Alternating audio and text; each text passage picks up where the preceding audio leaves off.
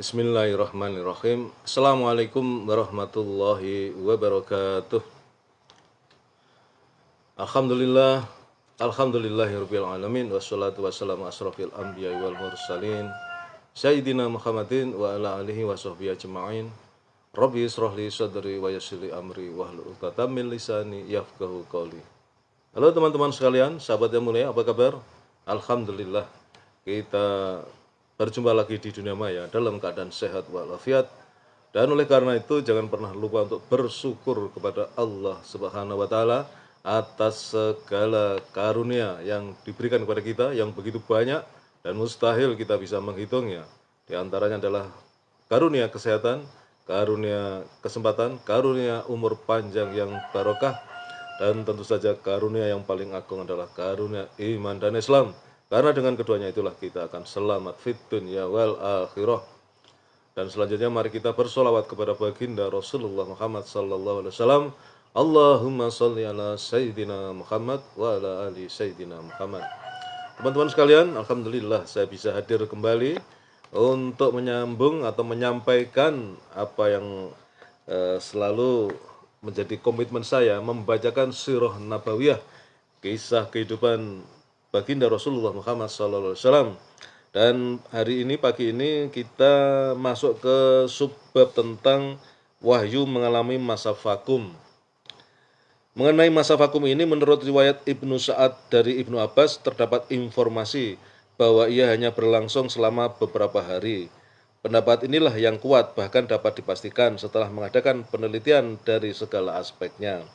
Adapun riwayat yang masyhur bahwa hal itu berlangsung selama 3 tahun atau 2 tahun setengah tidaklah benar sama sekali, tetapi di sini bukan tempat untuk membantahnya secara terperinci. Ya, yang saya ketahui selama ini ya kevakuman ini kurang lebih 2 tahun ya, tapi ini menurut Sirah Nabawiyah karya Safiyur Rahman Al-Mubarakfuri ya, dalil yang paling valid menurut beliau adalah kevakuman tidak berlangsung terlalu lama. Pada masa vakum tersebut Rasulullah SAW dirundung kesedihan yang mendalam dan diliputi kebingungan dan kepanikan. Dalam kitab At-Takbir, Imam Al-Bukhari meriwayatkan naskah sebagai berikut. Berdasarkan informasi yang sampai kepada kami, wahyu pun mengalami masa vakum sehingga membuat Nabi sedih dan berulang kali berlari kencang agar dapat terjerembab dari puncak-puncak gunung. Tetapi setiap kali beliau mencapai gunung untuk menjatuhkan dirinya, malaikat Jibril menampakkan wujudnya seraya berkata, "Wahai Muhammad, sesungguhnya engkau adalah benar-benar utusan Allah." Kemudian hati beliau menjadi tenang dan jiwanya pun tentram. Lalu beliau kembali. Jika kevakuman wahyu itu terus berlanjut, beliau pun mengulangi tindakan yang sama. Ketika sampai di puncak gunung, tiba-tiba tampaklah Jibril alaihissalam dan berkata seperti sebelumnya. Kemudian melanjut ke Jibril turun kembali membawa wahyu. Ibnu Hajar menuturkan adanya masa vakum wahyu itu bertujuan untuk menghilangkan ketakutan yang dialami oleh Rasulullah SAW dan membuatnya penasaran untuk mengalaminya kembali. Ketika hal itu benar-benar terjadi pada beliau dan beliau pun mulai menanti-nanti datangnya wahyu, datanglah malaikat Jibril alaihissalam untuk kedua kalinya.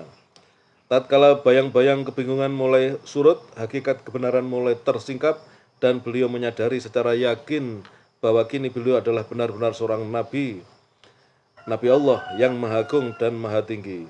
Beliau menyadari bahwa yang mendatangi beliau adalah utusan pembawa wahyu yang menyampaikan kepada beliau kabar dari langit. Kegelisahan dan penantian terhadap kedatangan wahyu merupakan sebab keteguhan hatinya. Jika wahyu itu datang lagi, maka Jibril benar-benar datang untuk kedua kalinya. Al-Bukhari meriwayatkan dari Jabir bin Abdullah bahwa ia mendengar Rasulullah SAW menceritakan tentang masa vakum wahyu. Beliau bersabda, "Ketika aku sedang berjalan, aku mendengar suara dari langit. Aku menengadah ke atas, datanglah malaikat yang dulu mendatangiku di Gua Hira, sedang duduk di atas sebuah kursi yang menggantung antara langit dan bumi. Aku mendekatinya hingga tiba-tiba aku terjerembab ke tanah. Kemudian aku menemui keluargaku dan kukatakan, selimutilah aku, selimutilah aku." Lalu Allah Subhanahu wa taala menurunkan surah Al-Muddatsir ayat 1 sampai 5. Setelah itu wahyu datang secara berturut-turut. Sekarang masuk ke sekilas ulasan tentang macam-macam cara turunnya wahyu. Sebelum kita merinci penjelasan mengenai kehidupan beliau semasa risalah dan kenabian, kami memandang perlunya kita mengetahui macam-macam cara turunnya wahyu yang merupakan sumber risalah dan penopang dakwah. Ibnul Qayyim menyinggung bermacam-macam cara turunnya wahyu tersebut sebagai berikut. Pertama, ar-ru'yah as-sadiqah, mimpi yang benar. Ini merupakan permulaan turunnya wahyu kepada beliau sallallahu alaihi wasallam. Kedua, sesuatu yang dibisikkan oleh malaikat terhadap jiwa beliau tanpa dapat beliau lihat. Hal ini sebagaimana disabdakan Nabi sallallahu alaihi wasallam, sesungguhnya Ruhul Kudus atau malaikat Jibril membisikkan ke dalam hatiku bahwa jiwa tidak akan mati hingga disempurnakan rezeki baginya. Oleh karena itu, bertakwalah kalian kepada Allah, baguskanlah dalam meminta, dan janganlah kalian menganggap lambatnya datang rezeki itu, lalu mencarinya dengan jalan maksiat kepada Allah. Sesungguhnya apa yang ada di sisi Allah tidak akan bisa diperoleh kecuali dengan ketaatan kepadanya. Kemudian yang ketiga, malaikat yang berwujud seorang laki-laki lalu mengajak beliau berbicara hingga beliau memahaminya dengan baik apa yang dikatakan kepadanya. Dalam hal ini terkadang para sahabat dapat melihat malaikat tersebut. Keempat, bunyi gemerincing lonceng. Ini adalah yang paling berat bagi beliau sallallahu alaihi wasallam, dan malaikat tidak terlihat dalam pandangan beliau hingga dahi beliau berkerut dan bersimbah peluh, padahal terjadi pada hari yang sangat dingin. Demikian pula menyebabkan unta beliau duduk bersimpuh ke tanah bila beliau sedang menungganginya. Pernah juga suatu kali wahyu turun dengan cara tersebut. Saat itu paha beliau berada di atas paha Zaid bin Sabit hingga Zaid merasakan beban demikian berat yang hampir saja membuatnya remuk. Yang kelima, malaikat dalam wujud aslinya yang dilihat langsung oleh beliau. Lalu diwahyukan kepada beliau beberapa wahyu yang dikehendaki Allah. Peristiwa seperti ini dialami oleh beliau sebanyak 2 kali, sebagaimana disebutkan oleh Allah Subhanahu wa taala dalam surat An-Najm. Yang keenam, wahyu yang disampaikan Allah kepada beliau yaitu saat beliau berada di atas langit pada malam Mi'raj yang berisi kewajiban sholat dan lain-lainnya. Kemudian yang ketujuh, kalamullah atau ucapan Allah kepada beliau tanpa perantaraan malaikat. Sebagaimana Allah Subhanahu wa taala berfirman kepada Musa bin Imran, peristiwa seperti ini telah terjadi terhadap Musa alaihissalam secara pasti berdasarkan nas Al-Quran yang bersifat pasti. Adapun hal demikian terhadap diri beliau terjadi pada peristiwa Isra. Sebagian ulama menambah dengan macam yang ke-8, yaitu Allah berbicara langsung kepada beliau tanpa tabir. Ini merupakan persoalan yang diperselisihkan oleh ulama salaf dan khalaf. Demikianlah huraian sebagaimana penuturan Ibnul Qayyim dengan sedikit diringkas dalam penjelasan tentang urutan pertama dan ke-8. Nah, teman-teman, untuk hari ini sampai di situ, karena nanti untuk besok dan selanjutnya saya akan menyampaikan bab tentang perintah melaksanakan dakwah kepada Allah dan materi dakwah. Ini suatu bab yang agak spesial kelihatannya, jadi sebaiknya saya sampaikan besok saja ya.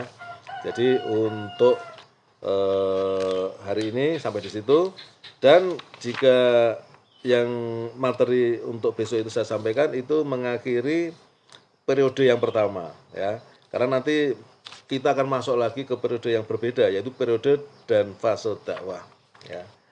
Demikian teman-teman yang bisa saya sampaikan, mudah-mudahan ini bermanfaat ya, supaya kalian cukup mendengarkan saya yang membacakan buku Sirah Nabawiyah ini. Dengan cara demikian ya, saya menyebarkan informasi tentang kehidupan Rasulullah supaya kita semua ini mencintai baginda Rasulullah. Kalau kita cinta terhadap seseorang, tentu kita ingin tahu, kita paham, mengerti, dan pengen dekat lah terhadap orang yang kita cintai. Apalagi dalam hal ini adalah baginda Rasulullah Muhammad SAW ya. Kita harus memahami, mengerti bagaimana perjalanan kehidupan beliau.